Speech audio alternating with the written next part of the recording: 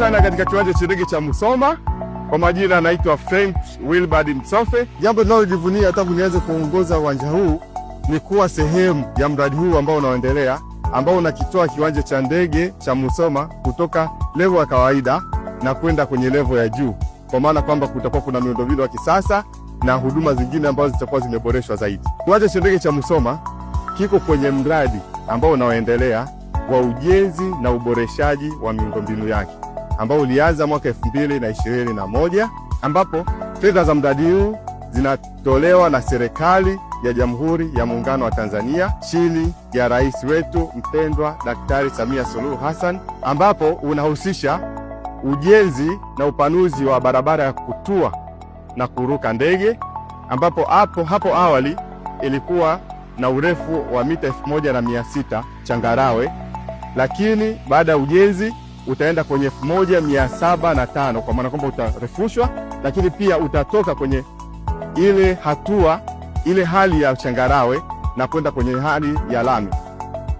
Lakini pia ujenzi huu au mradi huu unaoendelea unahusisha ujenzi wa maegesho ya ndege, ambapo hapo awali tulikuwa tuna maegesho madogo yalikuwa na changarawe, lakini baada ya ujenzi mradi huu kukamilika, tutakuwa na maegesho makubwa ambayo yatakuwa na uwezo wa kupaki ndege kubwa aina ya ATR 72 na Bombardier Q400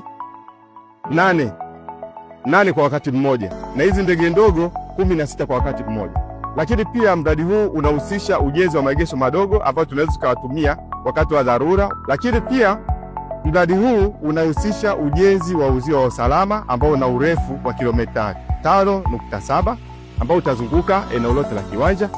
Lakini pia unahusisha ujenzi wa jengo la zimamoto la kisasa pamoja na ununuzi wa mtambo wa zimamoto wa kisasa. Pia unahusisha ujenzi wa jengo la umeme ambapo utahusisha usimikaji wa umeme wa dharura, kwa maana kwamba generator ambayo itakuwa na ukubwa wa kVA 400.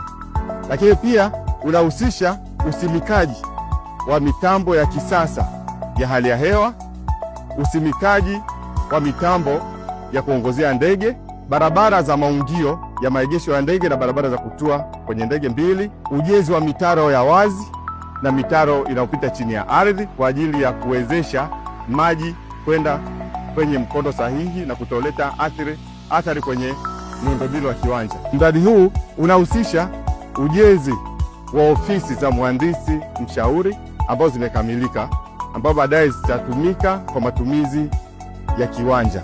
Au wananchi wa mkoa wa Mara waendelee kuamini na kuvitumia viwanja vya ndege vinavyosimamiwa na TAA kwa sababu kwanza ni salama na vina ulinzi wa kutosha, lakini pia huduma zinazotolewa ni za kiwango cha juu ambacho kinazingatia viwango vya kitaifa na kimataifa. Kwanza kabisa napenda kumshukuru mkurugenzi wangu mkuu wa Mamlaka ya Viwanja vya Ndege Tanzania, Bwana Abdul Mombokaleo.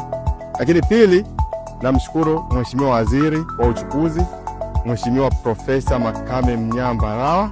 Lakini mwisho, napenda kuishukuru serikali ya awamu ya 6 inayoongozwa na Daktari Samia Suluhu Hassan, Rais wa Jamhuri ya Muungano wa Tanzania, kwa kutoa fedha za ujenzi wa miundombinu ya kiwanja hiki na kuhakikisha kwamba mkoa wa Musoma na wenyewe unapata fursa ya huduma za ndege kwa viwango vya kitaifa na kimataifa.